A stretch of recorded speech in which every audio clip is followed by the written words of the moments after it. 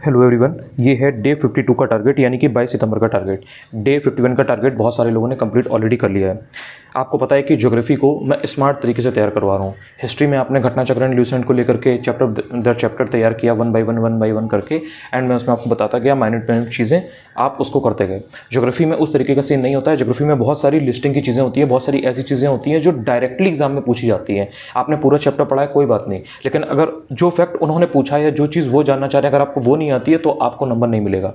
तो इसलिए ज्योग्राफी के लिए मैं स्पेशली आपको टारगेट बना करके बता रहा हूँ कि आपको पहले कौन सी चीज़ें तैयार करनी है सो दैट आपके नंबर आए। बिकॉज अब आपका एग्जाम करीब है। यहाँ से अगर आप देखो तो बहुत ज़्यादा टाइम नहीं है। 10 दिन आपके सितंबर के आराम से ऐसे ही निकलेंगे। उसके बाद में दशहरा आ जाएगा, फिर धीरे धीरे करवा चौथ आएगा, दिवाली आएगी, एंड आपका टाइम निकल जाएगा। तो इसलिए यहाँ से जब आपको स्पीड अप करनी है चीज़ें, कल आपको क्या करना है ध्यान से सुनिए। सबसे पहले ज्योग्राफी की बात करूंगा, उसके बाद में यूपी स्पेशल की बात करूंगा। आपको सबसे पहला टॉपिक जो तैयार करना है वो है माउंटेन पासेस। और हाँ, एक चीज़ मैं आपको बता दूं कि जिस तरह से मैं बता रहा हूं, अगर आप इस तरीके से वीडियो देख करके इस तरह से समझेंगे और तब पढ़ेंगे, आपका काम आधा 50% रिड्यूस हो जाएगा। ये चीज़ आप करके देख लीजिए, आपको खुद डिफरेंस दिख जाएगा। खुद से अगर आप पढ़ सकते हैं तो भी कोई दिक्कत नहीं है, आराम से आप करिए।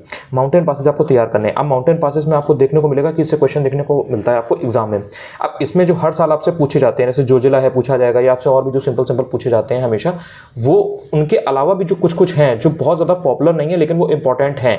जैसे अगर अरुणाचल प्रदेश में कोई है तो देख लीजिए, जैसे अगर बोमडिला की बात की जाए तो देख लीजिए, जैसे अगर नाथुला की बात की जाए तो देख लीजिए, जैसे अरुणाचल प्रदेश है, चाइना है, इनसे रिलेटेड चीज़ें चलती रहती हैं। तो हर बार वो आपसे जोजिला नहीं पूछेगा, हर बार वो आपसे शिपकिला हिमाचल प्रदेश नहीं पूछेगा, वो आपसे अरुणाचल प्रदेश या फिर जो चाइना वाला ये जो बॉर्डर है यहाँ पर जो है इनसे भी पूछ सकता है। तो आपको नाथुला वगैरह के बारे में भी आइडिया होना चाहिए। आपसे थोड़ा थोड़ा जो साउथ के हैं, जैसे अगर आपसे पूछा जाए पालघाट, तो आपको वो भी पता होना चाहिए। तो इस तरह से अगर आप थोड़ा सा ऐसी चीज़ों के ऊपर भी ध्यान रखेंगे जो इतनी ज़्यादा पॉपुलर नहीं है लेकिन वो पूछी जा सकती हैं, तो आप आसानी से एक क्वेश्चन इससे बना के ले जाएंगे। और इनसे मैच द फॉलोइंग में क्वेश्चन आता ही आता है। आप देखोगे हर एक साल छोड़ करके या किसी न किसी एग्जाम में इनके आता रहता है। तो ये इनका इंपॉर्टेंट टॉपिक है, तो इसको पहले तैयार करो, खत्म करो। इसके बाद में दूसरा सबसे जो इंपॉर्टेंट टॉपिक है वो है नदियाँ। इसीलिए मैं इसको पहले तैयार करवा रहा हूँ कि फर्क नहीं पड़ता कि आप 4 चैप्टर पढ़ रहे हो, उसमें 50 पेजेस पढ़ रहे हो डेली, लेकिन अगर डायरेक्टली क्वेश्चन नदियों के ऊपर आ रहा है, रिवर्स के ऊपर आ रहा है, एंड अगर आपको नदियों के बारे में चीज़ें नहीं पता है कि ये कहाँ से ओरिजिन होती है, कौन सी ग्लेशियर से निकलती है, पश्चिमी ढाल से निकलती है, पूर्वी ढाल से निकलती है, एक्चुअल में इसकी जो ड्रेनेज है वो किधर से होकर जाती है, ये लंबी कितनी है, इसको बांग्लादेश में क्या बुलाते हैं, पद्मा है नाम है या कुछ और नाम है, या ब्रह्मपुत्र है तो उसका जो ड्रेनेज का पैटर्न है, जो अपवाह तंत्र है वो क्या है, महानदी मोस्ट इंपॉर्टेंट है। तो इस तरह से आपके नदियों के बारे में पता होना चाहिए। इसमें भी कुछ रिवर्स बहुत इंपॉर्टेंट है, जैसे महानदी, तो महानदी को सबसे पहले आपको पढ़ना है। महानदी, इसके अलावा आप गंगा को देखेंगे, ब्रह्मपुत्र थोड़ा थोड़ा देखेंगे, यमुना बहुत इंपॉर्टेंट है। देखो एक बात ध्यान रखना आप कि जो यूपी की रिवर्स हैं वो आपको ढंग से पता होनी चाहिए। आपने देखा होगा इस बार 4 क्वेश्चन नदियों के ऊपर आए थे यूपीपीएससी 2023 में।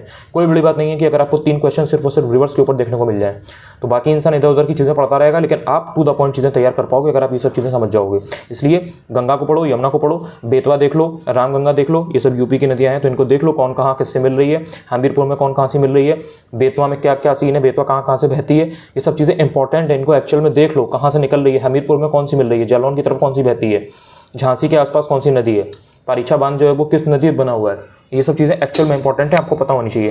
महानदी का मैंने आपको बता ही दिया। साउथ में अगर बात करोगे तो साउथ में आपको कावेरी देखने को मिल जाएगी, कृष्णा देखने को मिल जाएगी, तुंगभद्रा बहुत इंपॉर्टेंट है, और इनके ऊपर कौन से डैम बनाए गए हैं वो भी बहुत इंपॉर्टेंट है। जैसे डैम बने हुए हैं या मल्टीपर्पज़ प्रोजेक्ट्स हैं वो भी इंपॉर्टेंट है। तो मल्टीपर्पज़ प्रोजेक्ट्स वगैरह तो मैं अभी आगे बताऊँगा, आपको आगे टारगेट्स में दूंगा। तो आपको ये रिवर्स तैयार करनी ही करनी है।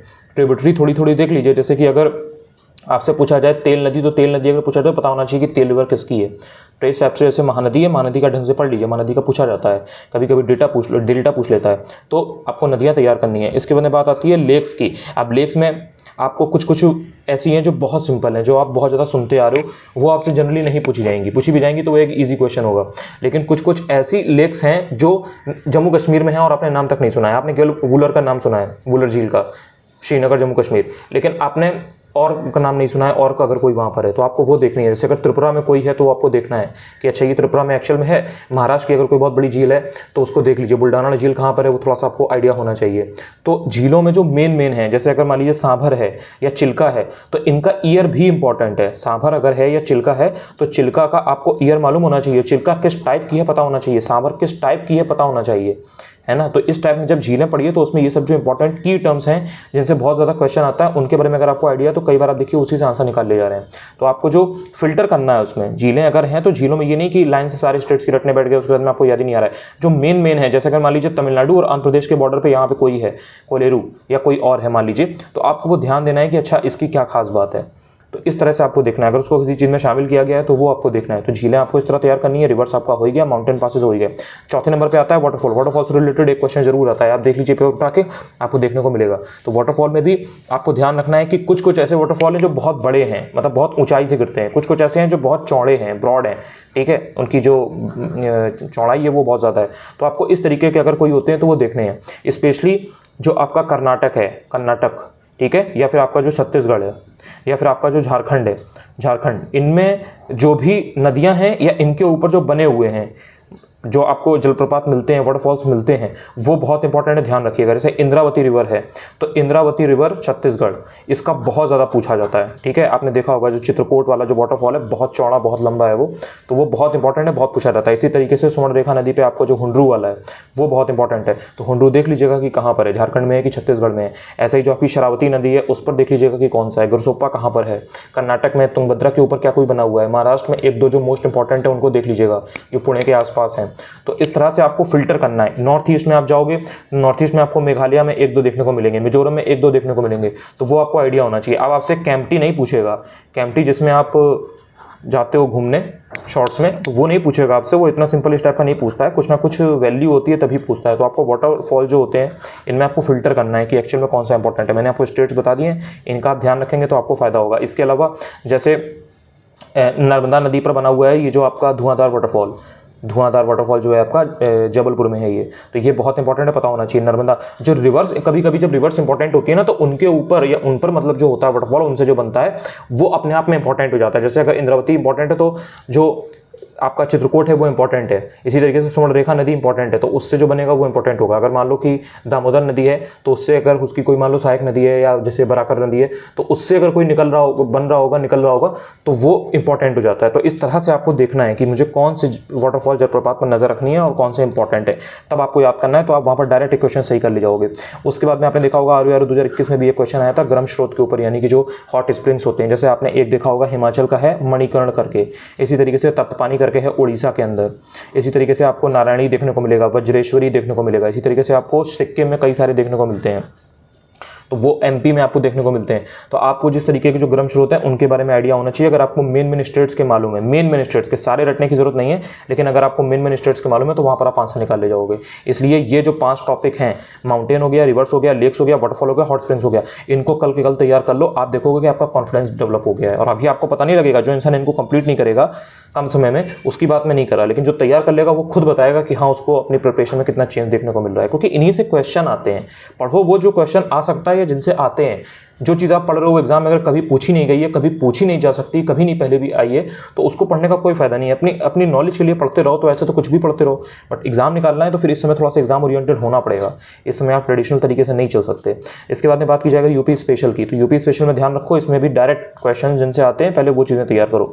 जैसे पक्षी विहार है तो बर्ड सेंचुरीज पहले तैयार करो, इसमें भी मेन जो बर्ड सेंचुरीज है उनको देख लो। लखनऊ के आसपास की जो है उनको मेन देख लो, और जो बहुत छोटी सी जगह कोई है लेकिन वहाँ पर अगर कोई इंपॉर्टेंट है तो उनको देख लो। जैसे कि अगर आपसे कहा जाए समन या समान करके जो पक्षी विहार है मैनपुरी में, तो इस तरीके का देख लो। मान लो अगर कोई एटा में है तो उसको देख लो, सुहागी बरवा देख लो। कोई अगर पक्षी विहार सबसे बड़ा है या सबसे पहला है तो वो अपने आप में इंपॉर्टेंट होता है, वो आपको पता होना चाहिए। जैसे गोंडा है तो गोंडा वाला मान लो बहुत पॉपुलर है तो उसको देख लिया।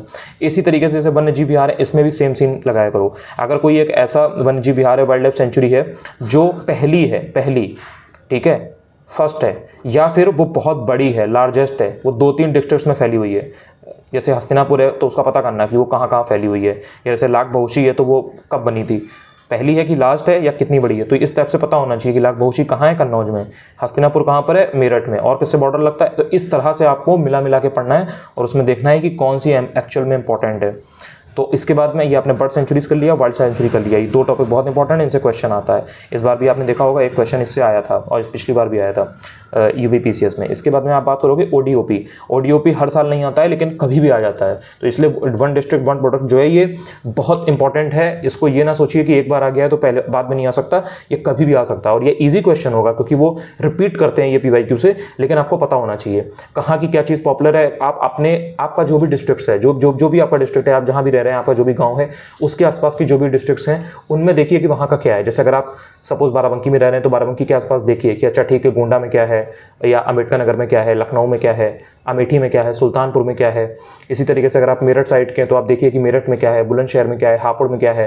कोई अलीगढ़ साइड का है तो वो देखिए कि अच्छा ठीक है हाथरस में क्या है, एटा में क्या है, नोएडा साइड क्या है, गाजियाबाद में क्या है। तो इस तरह से आपको मिला के पढ़ना है तो आप भूलेंगे नहीं। और कुछ चीज़ें ऐसी होती हैं जो कई जगहों पे होता है, जैसे कि अगर आप बात करें काला नमक चावल, काला नमक चावल, अब काला नमक चावल सपोज सिद्धार्थनगर का है, सपोज कि वो बलरामपुर का भी है, सपोज वो श्रावस्ती का भी है, तो इस तरह से आपको याद करना है। जैसे लकड़ी का सामान है तो लकड़ी का सामान अगर वाराणसी का है तो अगर ये कहीं और का भी है तो वो देख लीजिए। मूंज के उत्पाद हैं तो मान लीजिए कि वो प्रतापगढ़ या प्रयागराज का है या उन्नाव या रायबरेली का है, तो उसके साथ के और जो है उनको मिला के याद करिए। जैसे केला है या ब्लैक फाइबर है, रेशा वगैरह, तो इनका देख लीजिए कि ये कहाँ का है, बहराइच में क्या चीज़ पॉपुलर है।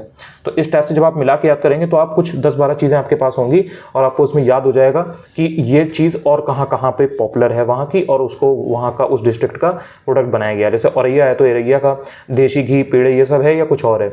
मथुरा में क्या है, तो इस तरह से मिला के पढ़िए। वन डिस्ट्रिक्ट वन प्रोडक्ट आपको करना है। फिर जब मैं बाद में रिवाइज करवाऊंगा तो उसमें आपको मैं वन डिस्ट्रिक्ट वन स्पोर्ट्स भी दूंगा। इस बार UPPCS में वन डिस्ट्रिक्ट वन स्पोर्ट नहीं आया है, लेकिन ये मोस्ट इंपॉर्टेंट है। अब कभी भी आपके क्वेश्चन पेपर में टपक सकता है ये। इसके बाद में आपने यहाँ ऊपर लेक्स पढ़ ही लिया है, तो यहाँ पर आपको क्या करना है कि लेक्स और रिवर्स UP की पढ़नी है। अगर अभी मैं आपसे पूछ दूँ कि करेला झील कहाँ है बताइए, तो कितने लोगों को मालूम है? कमेंट करके बताइए कि करेला झील आपको मालूम है या नहीं। तो इस टाइप से आपको मेन UP की जो लेक्स हैं वो आपको देखनी है। अब आप सोचेंगे करेला झील इंपॉर्टेंट नहीं है, बहुत इंपॉर्टेंट है ये, और इसकी जिस जगह पर ये है वो बहुत इंपॉर्टेंट है, इसलिए आपसे ये पूछा जा सकता है। इसी के बाद अगर बात करें रिवर्स की UP की, तो ये बहुत इंपॉर्टेंट है। आपको पता है जो मैंने अभी आपसे पहले ही यहाँ पर बात की है कि गंगा है, यमुना है या बेतवा है या रामगंगा है, तो ये सारी रिवर्स बहुत इंपॉर्टेंट है। कौन किसके दाईं तरफ है, कौन किसके बाईं तरफ है, ये आपको पता होना चाहिए। जैसे कानपुर है या कन्नौज है तो ये गंगा के किस तरफ हैं ये आपको पता होना चाहिए। वाराणसी है तो वो किस नदी के किनारे है, कौन सी रिवर्स वहाँ पे हैं। प्रयागराज है तो वहाँ पे कॉन्फ्लुएंस है, संगम है, तो कौन कौन सी नदियाँ हैं, क्या हैं, किधर से आती हैं, तो ये सब आपको मोटा मोटा आइडिया होना चाहिए। इनसे डायरेक्ट क्वेश्चन आता है। सोन रिवर है तो उसका आइडिया होना चाहिए वो किधर से बह रही है। अगर आपसे सोनभद्र का पूछ ले, मिर्जापुर का पूछ ले, या आपसे महोबा का पूछ ले, हमीरपुर का पूछ ले, तो थोड़ा थोड़ा बेसिक आइडिया आपके पास होना चाहिए। ये कल तैयार करिए। जिस इंसान ने ये वीडियो नहीं देखा उसे ये टॉपिक बहुत ज़्यादा लगेंगे और उसे लगेगा कि इतना तो एक दिन में हो नहीं पा रहा है, हम नहीं कर पाएंगे। लेकिन जो ये इंसान समझ जाएगा ये वीडियो देख करके, वो बहुत कम समय में कर लेगा। ये पूरे टारगेट कायदे में देखा जाए तो 3 से 4 घंटे के हैं, अगर आप फोकस के साथ, कंसंट्रेशन के साथ पढ़ते हो। और अगर लेके बैठे रहो कि बस करना है, इस टाइप से एनर्जी अगर कम रखोगे तो फिर ऑब्वियसली नहीं हो पाएगा। और 3 से 4 घंटे की बात मैं बता रहा हूँ, फिर भी आपके पास 1-2 घंटे एक्स्ट्रा अपने काम के लिए बचेंगे।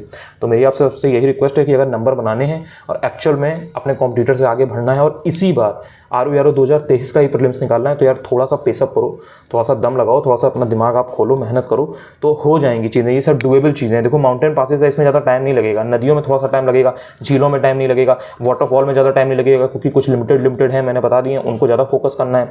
हॉट स्प्रिंग्स में ज़्यादा टाइम नहीं लगेगा, एक बार ढंग से पढ़ लोगे, लिस्ट देख लोगे, हो गया।